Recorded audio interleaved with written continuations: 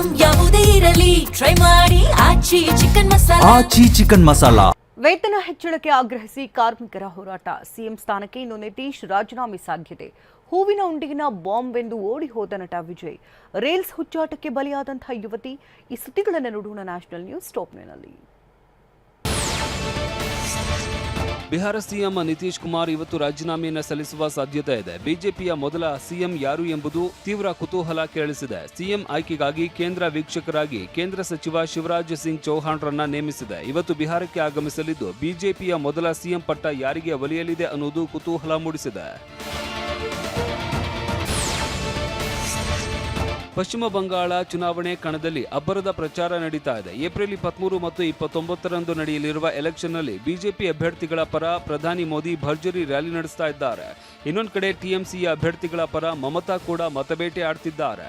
ಪಶ್ಚಿಮ ಬಂಗಾಳ ಚುನಾವಣೆಗೂ ಮುನ್ನ ನಡೆದಿದ್ದ ವಿಶೇಷ ತೀವ್ರ ಪರಿಷ್ಕರಣೆ ವೇಳೆ ಮತದಾರರ ಪಟ್ಟಿಯಿಂದ ಹಲವರ ಹೆಸರನ್ನ ತೆಗೆದುಹಾಕಲಾಗಿದೆ. ಮತದಾರರು ಸಲ್ಲಿಸಿರುವ ಅರ್ಜಿಯನ್ನ ಸುಪ್ರೀಂ ಕೋರ್ಟ್ ವಿಚಾರಣೆಗೆ ಸ್ವೀಕರಿಸುವುದಕ್ಕೆ ನಿರಾಕರಿಸಿದೆ.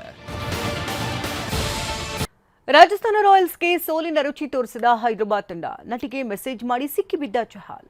ಆಟೋ ಚಾಲಕರ ನೆರವಿಗೆ ಬಂದಂತ ನಟ ಧ್ರುವ ಸರ್ಜಾ. ಈ ಸುದ್ದಿಯನ್ನು ನೋಡೋಣ ಎಂಟರ್ಟೈನ್ಮೆಂಟ್ ನ್ಯೂಸ್ ಟಾಪ್ನಲ್ಲಿ. ಸೋಲಿಲ್ಲದ ಸರದಾರನಾಗಿದ್ದ ರಾಜಸ್ಥಾನ ರಾಯಲ್ಸ್ ತಂಡವನ್ನು ಸನ್ರೈಸರ್ಸ್ ಹೈದರಾಬಾದ್ ತಂಡ ಸೋಲಿಸಿದೆ. ನಿನ್ನೆ ನಡೆದ ರೋಚಕ ಪಂದ್ಯದಲ್ಲಿ ಮೊದಲು ಬ್ಯಾಟ್ ಮಾಡಿದ ಹೈದರಾಬಾದ್ 6 ವಿಕೆಟ್ ನಷ್ಟಕ್ಕೆ 216 ರನ್ಗಳನ್ನು ಗಳಿಸಿತ್ತು.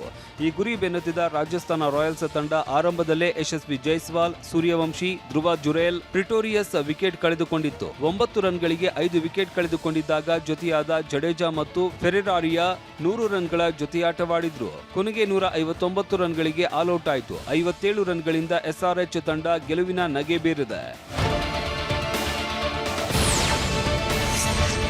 ಐಪಿಎಲ್ನಲ್ಲಿ ಅತ್ಯುತ್ತಮ ಪ್ರದರ್ಶನ ನೀಡುತ್ತಾ ಇರುವ ಯಜುವೇಂದ್ರ ಚಹಲ್ ಮೈದಾನದ ಒಳಗೂ ಹೊರಗೂ ಸುದ್ದಿಯಾಗಿರ್ತಾರೆ. ಸದ್ಯ ನಟಿಯೊಬ್ಬರಿಗೆ ಮೆಸೇಜ್ ಮಾಡಿದ ಕಾರಣಕ್ಕೆ ಚರ್ಚೆ ಆಗ್ತಾ ಇದ್ದಾರೆ. OTT ವೆಬ್ ಸರಣಿಗಳು ಮತ್ತು ಸಾಮಾಜಿಕ ಮಾಧ್ಯಮದಲ್ಲಿನ ವೈರಲ್ ಪೋಸ್ಟ್ಗಳ ಮೂಲಕ ಪ್ರಸಿದ್ಧಿ ಪಡೆದಿರುವ ನಟಿ ತಾನಿಯಾ ಚಟರ್ಜಿಗೆ ಚಹಲ್ ಇನ್ಸ್ಟಾಗ್ರಾಂನಲ್ಲಿ ಸಂದೇಶ ಕಳಿಸಿದ್ದಾರಂತೆ. ಆಪ್ ಕ್ಯೂಟ್ ಹೋ ಅಂತ ಸಂದೇಶ ಕಳಿಸಿದ್ದಾರೆ ಅಂತ ತಾನಿಯಾ ತಮ್ಮ ಇನ್ಸ್ಟಾಗ್ರಾಮ್ ಇನ್ಬಾಕ್ಸ್ ಮೆಸೇಜ್ ಪೋಸ್ಟ್ ಮಾಡಿದ್ದಾರೆ.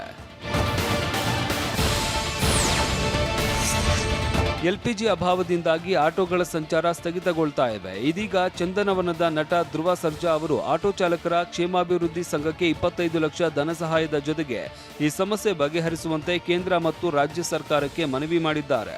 ಈ ಕುರಿತು ಪೋಸ್ಟ್ ಹಂಚಿಕೊಂಡ ಅವರು, ಆಟೋ ಚಾಲಕರು ನಮ್ಮ ದೇಶದ ಬೆನ್ನೆಲುಬು. ಅವರು ಪ್ರತಿದಿನ ದುಡಿದು ತಮ್ಮ ಕುಟುಂಬಕ್ಕೆ ಮಾತ್ರವಲ್ಲದೆ ಸಾರ್ವಜನಿಕವಾಗಿ ಸಾಕಷ್ಟು ಒಳ್ಳೆ ಕೆಲಸ ಮಾಡ್ತಾ ಇರ್ತಾರೆ. ಈ ಬಿಕ್ಕಟ್ಟಿನಿಂದ ಕುಟುಂಬದ ಜವಾಬ್ದಾರಿ ಹೊರೋದಕ್ಕೆ ಕಷ್ಟವಾಗ್ತಾ ಇದೆ. ಎಲ್ಲೂ LPG ಗ್ಯಾಸ್ ಸಿಗ್ತಾ ಇಲ್ಲ, ಎಲ್ಲ ಆಟೋಗಳು ನಿಂತಿವೆ ಅಂತ ಹೇಳಿದ್ದಾರೆ.